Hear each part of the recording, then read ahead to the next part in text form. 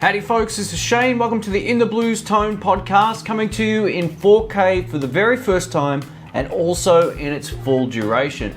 Every time I do a podcast, I generally break it up into smaller sections.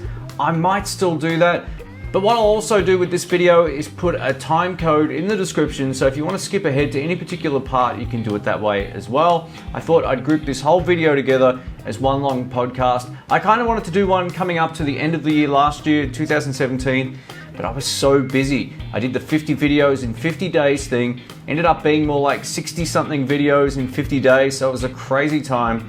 And I tried shooting this before and I was too tired and it came off pretty boring. So I thought I'd do it again with some good information as well as some updates to the channel, which is probably where we're going to start for this particular podcast.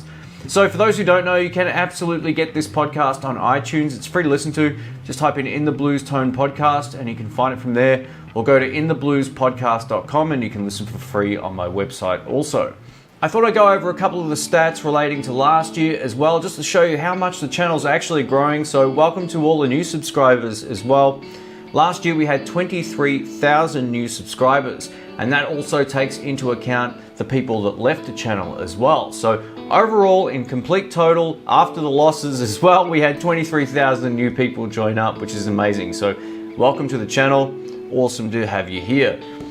Last year, my goal was to try to get to about 1 million views a month. It didn't actually happen for the first part of maybe the first half of the year or more, but towards the end, I actually peaked at about 1.3 million views in a month, which is insane. So it's been really great. We've got 11,750,000 views in 2017. When I first started out on YouTube, I never thought I'd even reach 1 million views. But once I got to 1 million views, it didn't take that long before it started to cascade. I was kind of lucky in a way. I started off on YouTube early on, but I've always tried to develop the channel to make it better and better each year, which is something I'm going to get into a bit later on as well. The most popular video for the channel in 2017 wasn't a gear demo or anything like that. It was actually the top 5 guitars that don't hold their value. I was really shocked when this video took off. Kind of not shocked. I started a new thumbnail strategy as well, and I thought, you know what, I think I've captured something in the picture that might make people want to click on it. But the great thing about YouTube is if people don't watch the whole video, it doesn't get pushed through. So the majority of the people that watched that video watched the entirety of it, which was amazing. So it did extremely well. I think it's up to about 210,000 views already since October, which is insane. I checked my stats a lot, and that one video seems to be one of the most hit videos for my channel. And it will probably continue to do so as well. It definitely changed the way that my channel was found. I worked that out as well. So there'll be other videos like that coming up this year as well. I might just do, a block of a week of videos that are really different, just to mix things up and keep it sort of fresh. So that's the plan. I know that they're not everybody's sort of cup of tea. You might be here just to see pedal demos or guitar demos or amps and all that, but I like to mix it up also for my own sanity. In 2017, I also went to Jerry's Lefty Guitars in Sarasota, Florida. I've still got more videos of his I need to edit and get finished as well. There's a couple more coming up over the next few weeks as I'm shooting this, so that's pretty awesome as well. We basically have some acoustic videos coming up and a few more electric guitar videos, as well as some shootouts, which I totally forgot I had. I actually demoed a couple of his amps as well, so those videos will be up also. I'd never shot that many videos in such a short amount of time. Every day I was shooting between 10 and 15 videos. It might not sound like a lot, but it is. You basically got to be playing okay, delivering your lines and all that kind of stuff, and then there's lots to edit. I learned a lot about multicam shooting and what I'll be doing next time I'm at Jerry's as well. I'll definitely be taking this camera as well as one of my others to make the file management so much easier. I might do a video about that at some point. I know a lot of other YouTubers check out my channel as well, so I might do a bit of a behind the scenes thing next time I'm at Jerry's also. So that was a lot of fun for me. I think I have the largest archive of left-handed guitars on the channel now, which is fantastic. So yeah, it's really cool to sort of have a niche like that on YouTube. The great thing about going to Jerry's and shooting all of those guitars is even if you're a right-handed player, you can still pick these guitars up and buy them as a righty. Obviously, these are just unique sometimes to his shop as a lefty, so that's what's awesome about it. Guitar Search Saturdays seem to have gone over really well as well. I plan on doing more of them in 2018 as well. I also want to find a couple of different types of shops to go to.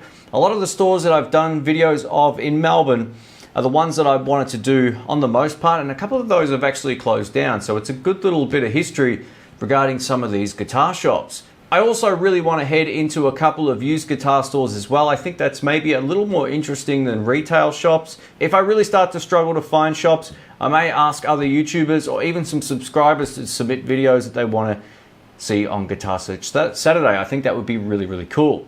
A huge shout out and thanks to Dr. Rick for helping out with Tally Tuesdays, as well as a few other videos on the channel as well. It was great to sort of do a series of videos that were a little bit different, just focus on one style of guitar. I really enjoyed that personally. I got to borrow some stuff from Sky Music as well as Rick's huge collection, and we put together a video a week for about 8 weeks or something like that. So that was awesome fun. And a huge shout out also to Ryan for the Shane and Ryan Monday sessions that we were doing. Ryan got sick, I got busy, and then our paths didn't sort of meet up again. So what we're going to do is try doing some more videos this year. I've been in touch with him regarding a few other ideas also, and hopefully we can bring you some more content with us and maybe focus a little bit on the playing too. I think, you know, Ryan's a really great player. I'd love to pick his brain and maybe share that with you guys also. The live streams and live hangouts and all that sort of stuff went over well also. It's really cool to do that. A lot of people don't seem to understand what the live stream is, and I know it's not for everybody, but basically it's a way for people to sort of interact with us and for me to interact with them.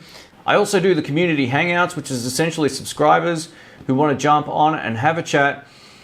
With me personally, via webcam, we can do that, and those are the hangouts that we do once a month or something like that. I haven't done one for a while. Like I said, December was really busy.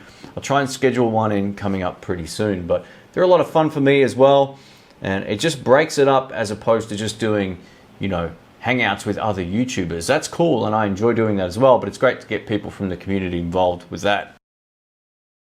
If I had to pick one piece of gear from last year that was my favorite, it would have to be the PRS SE. It's actually right behind me right now. I love that guitar. Everything about it's great. Plays well, sounds great, it's light enough, it's not too heavy, you know, it's right in the middle there, it's perfect weight. And what can I tell you? I absolutely dig it. So my piece of gear of the year is easily the PRS SE in terms of guitars. In terms of the studio gear for 2017, I would have to give it hands down to the 2 Notes Torpedo Live.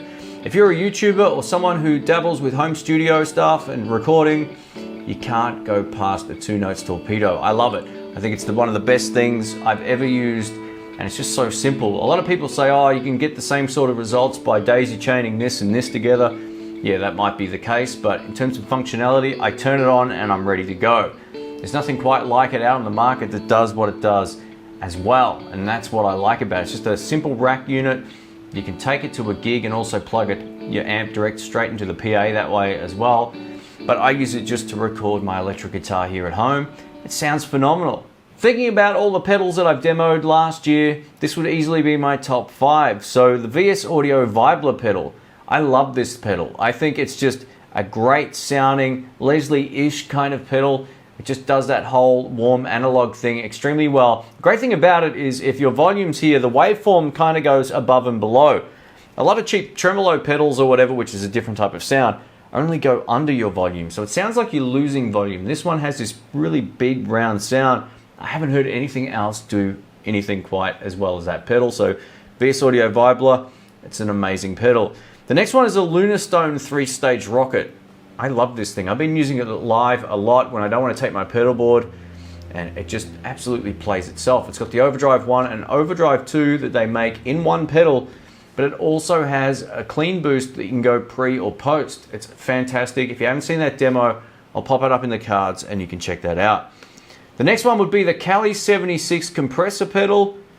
Wow, I haven't been blown away by a compressor in quite a while. This particular compressor blows me away. I really like the Wampler Mini Ego compressor as well, but the Cali 76 is on a whole different level in my opinion. It's got a studio grade preamp in there.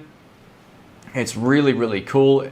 I'm not one to really use compressors, so for me, I'm always like, oh, I don't know, but I tried it with acoustic guitar and I tried it with bass and it sounded amazing. So yeah, actually I've lent that to Dr. Rick at the moment. He's got it at his place, but it's a monster pedal, no doubt about it. The The next one that I have to mention is the Buffalo Effects Carrera Overdrive. Wow. Like for a single overdrive pedal, it has a bass and a treble control as well. You can get just about anything out of this pedal, and it sounds glassy in a good way, you know, clean and full. It's got just the right amount of dirt. You can dial in anything from off clean all the way through to pretty heavy. In a live situation, it's almost second to none as a single gain stage pedal. I would put that up with my favorites of all time, hands down. So yeah, it's handmade in France. It's one of those pedals that a lot of people don't probably know about, but check it out, the Buffalo Effects Carrera Overdrive. It is awesome. And the last pedal on the list would be the Chikalis Audio Works delay pedal. It's the Tille delay. This is an analog/tape delay pedal. You can change between modes just with the flick of a switch. I'm partial to the tape delay mode. What I love about this is its simplicity. 3 controls and a toggle switch. It doesn't have tap tempo.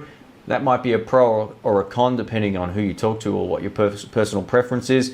But for me, it doesn't really matter. I don't find like I need to tap tempo it given each song. I just kind of set it up and it works well irrespective of the tunes I'm playing live. So I really love it. I love it's also really small as well. It looks unique, but that looks don't really matter. But that said, it's a great sounding, dead quiet analog delay/tape delay. Definitely check them out. So in 2017, I cut back the amount of cheap pedals I was demoing, or at least cut back from the amount of companies I was receiving stuff from.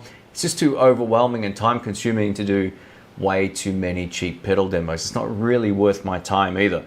So the two that I'm going to give a shout out to are Donner. They made so many great pedals last year, including those 3-in-1s like the Alpha Drive, I think it was called. A phenomenal pedal. They just make really great mini pedals as well, and something that's a little bit different. But I have to also say the Sonic Cake pedals, which came out late last year, I think I got my hands on them.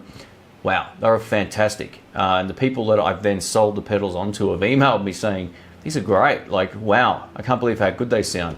They do. The delay was fantastic. You could use that on a board, no questions asked. I would basically put those pedals up there with the Tone City pedals in terms of quality, except they look really cool. They look different. I mean, the Tone City stuff's good, or the Move All or Movell, or however you say it. Those pedals are fine as well. The Sonic Cake pedals just look really professional. There's something about the visual of them that I really like. Might not be for everybody, but tone-wise is where they shine. They absolutely rock. If you haven't seen my playlist, check it out. It's up in the cards. So what's coming up in 2018 for the channel in particular? So each and every year I try to do something better for the channel than I had the year prior. So a few years ago, maybe 5 years ago now, I bought a couple of Canon cameras that I was using. They were HD ones. The start of last year, I upgraded to 4K as well. So I ended up getting 2 Sony AX53 cameras, which are awesome. I still have them. They're sitting right here. So these are kind of like my C and D cams now. You might be saying, what does that even mean? So I've got 2 primary cameras that I'll choose over those in most situations if I'm shooting at home. This is actually brand new. This is the Panasonic GH5. I know not everyone's into cameras, but some people are, so I thought, you know what, I'll tell you a little bit about it. So the GH5 is an amazing looking camera in terms of visuals. I hope this new video quality is at least noticeable. It should sort of even make things in my little room here look a little bit better. That's the plan. Last year when I was at Jerry's Lefty Guitars in Sarasota, Florida, he had a whole handful of really great Panasonic cameras, and it completely converted me over to Panasonic. The Sonys are still great, but seeing 2 lots of footage shot at the same place, I much preferred the Panasonic for a few reasons. So I ended up upgrading to an FZ 2500, which I've got over there right now. It's a fixed lens video camera, very similar to the GH5, but it has a fixed lens. So it has some sort of drawbacks, but at the same time, for just point and shoot, it is absolutely amazing. It has lots of great functionality, much like the GH5. Now, if you're not a camera nerd, that won't make any sense, but this particular camera now is the Panasonic GH5. I researched these for months before I make any decisions on anything, and the GH5 kind of seemed like a no-brainer for me. At the moment, I've just got the kit lens on here, but it's still a really good lens. It should look nice and clear and clean and all that kind of stuff. But I do want to get a 20mm one, and I think that will make a huge difference to certain shots. And this is just stuff that I want to do to make the channel look better, to make the videos look better. and all of that kind of stuff as well. So each and every year I try to bring the video quality up, whether it was moving over to a Mac to use Final Cut, which means the editing looked so much better than when I used to use my PC with Sony Vegas. It just was night and day, and a whole lot easier and quicker as well. But that said, the video quality should be getting better. I plan on also making a few tweaks to the format of the videos as well. And that's something that I've started doing. You might notice it, you might not. I've only done it on one coming up so far, but I have a few other videos that I want to put together that I'm going to try the new format on and see if anyone comments on those also. So that's it in terms of the camera talk. Just so you know, in basic terms, I now have 4 4K video cameras. It's kind of overkill, I know, but I think long term, it'll be a really great decision, especially if I'm shooting the band and I want to have multiple angles and close-ups and I'm not actually behind the camera. That's where having more or multiple cameras work. And all of those Dan Electro demos, on the most part, I had 3 cameras. I had primary looking at me, one on the pedal, and one on my hands. I'm actually getting some guitars sent to me a little bit later this year, in March, I think, and I want to have more than just 2 camera views. So I'm going to try a few new things artistically, put that in quotations, and see if it looks any better. As of shooting this particular video, I'm just under 79,000 subscribers, so I'll be doing another giveaway between 80 and 90,000, which will be a pedal or something like that, mailed anywhere in the world. Now, what I've done on previous giveaways is change a poster, much like that random zombie one that I have behind me right here, and the first person to find or mention that in a comment wins the pedal. But I change these posters up quite a lot, and I always end up getting people commenting on my videos for about a month after the giveaway is already won. So I may mix it up this time. I'm gonna have to sort of strategize and come up with something that I think is gonna work and that is fair for everybody as well. I only have one rule with the giveaway. Anyone who's already previously won it can't win it again. I like to keep it fresh and make sure people who haven't already won something get something from the giveaway. On the last giveaway, VS Audio actually jumped on board. I did 2 between 70 and 80,000 subscribers. The first one I gave away out of my collection, and the second one, VS Audio actually sponsored that particular giveaway, and they mailed it directly to the winner, which was awesome. So I'll have a chat to them, see if they want to get back on board again. If not, I'm sure I'll have plenty of pedals for the next giveaway. As of the 11th of January, which is the date today of 2018, I still have quite a number of pedals to get through that were sent to me last year. So the pedal demos will still be coming out kind of regularly, and then I'll be cutting them back.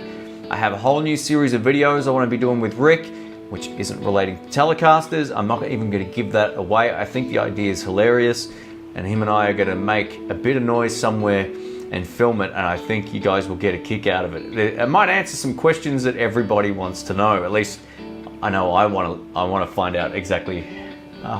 I don't want to even give it away. I don't even want to speak about it, because as soon as I do, I'll ruin it. So I'm not even going to give that away. But rest assured, the videos I'm doing with Rick coming up, when we schedule in some time, are going to be hilarious and informative too. That's the idea, but they're going to be different. So yeah, I hope you like that series. I've shot a video similar to this several years ago, and it went over really well.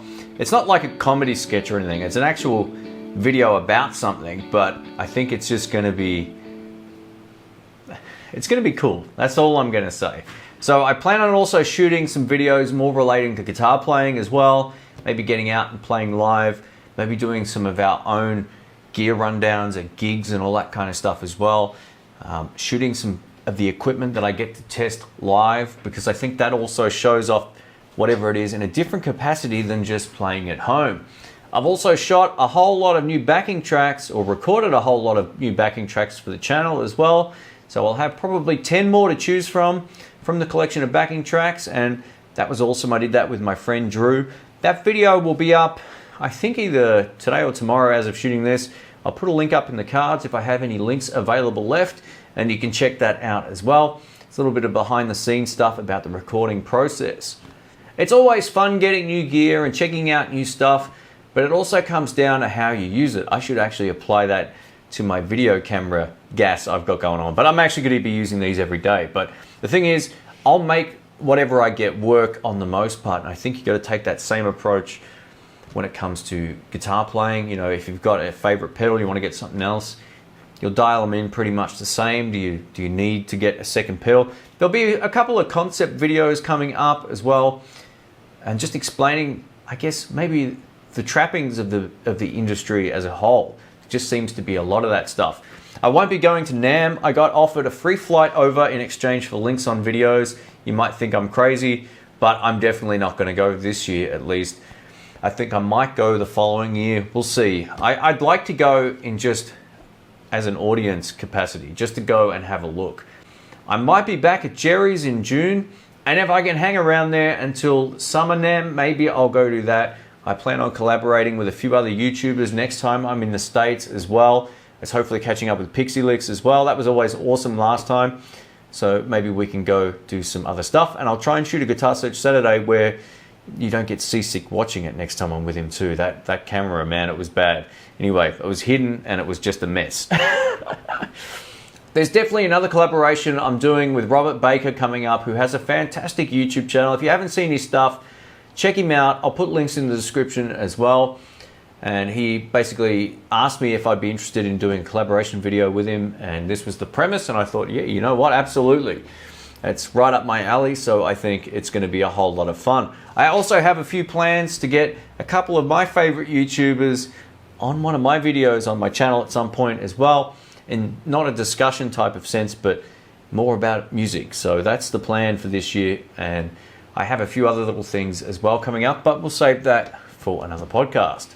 I think 2018 will be the year the channel absolutely rocks, and we should get to 100,000 subscribers in no time at all. I sort of anticipate it'll be around June, but maybe it'll be before that. The stats kind of are all over the place when it comes to YouTube. Some days you'll get, 150 subscribers. The next day you'll get 75 or 50. You can just never tell, but it's getting more and more consistent, and it's getting more around the sort of 80 mark, which is really cool for a channel my size. So it's definitely growing. Things are good. I'm always open to taking on suggestions for video content as well. I know not everything that people see on the channel is what they expect to see on the channel, but I also just don't want to make it too predictable. I think the problem with channels, they don't take enough chances, and I'm being guilty of that in the past. That's why I started the podcast. That's why I've done certain types of live streams, the Hangouts, all that kind of stuff, just to mix it up from my regular content. I really think playing live is going to be a huge part of this year. So some of the stuff that I really dig, and if I say, hey, this is a really great pedal, I may actually take it out live and film it at a jam or a gig or something like that, and then show you how it sounds in that type of context. I think that's important as well. And if I do any really good gigs, maybe I'll put up some clips from that as well, just so you can check it out. I always get asked, do I play gigs or do I just jam? I do both, but for originals and blues, gigs are getting harder to come by. I don't chase them as much these days either. I don't get any satisfaction out of dealing with people at pubs. They're generally unreliable, and the customer service in Australia is awful. So people just don't get back to you, and all they do, but it takes them forever, and by that time you've already got something else organized. So for me, I just do a handful of gigs a year, but I go jamming with Rick and Brian, all those guys as well. So the standard's going to be good of whatever video I put up. I try not to put up junk on my channel at all. So if the playing's crap, it's not going to go up. It's as simple as that, or if the audio quality is not quite right. But the great thing about this particular camera is I'm getting this XLR adapter that was sent to me for free from Panasonic. It can take up to 8 weeks, so it might be a little way off right now, where I can actually hook up a couple of condenser mics to it and get some really great audio direct to the camera. I've been using my Zoom H1, a portable recorder, which is fantastic as well, but having that option with that XLR adapter is going to make recording just awesome in a live situation. So I have a festival on the 20th of January this year, and hopefully that XLR adapter turns up by then, because I'll definitely take it with this camera and a couple of my others and get some footage from the gig. So that's the In the Blues Tone podcast for January 11, 2017. Now, I know I haven't talked about any new stuff in the industry or anything like that. I figured what I'd do would give you some channel updates about things that have happened last year and things that are happening this year. And then we'll get into the regular podcast about stuff that's coming up in the industry throughout the year. So there'll definitely be more of these coming up. So stay tuned for more. Thanks again. Don't forget, you can find it on iTunes, listen to it for free, just by typing in the Blues Tone Podcast or inthebluespodcast.com. Thanks again. Please give the video a thumbs up if you lasted this long. If you're watching on YouTube, I really appreciate that. Share the podcast around with your friends if you're on iTunes, if you do enjoy it. Thanks again. Catch you soon. See ya.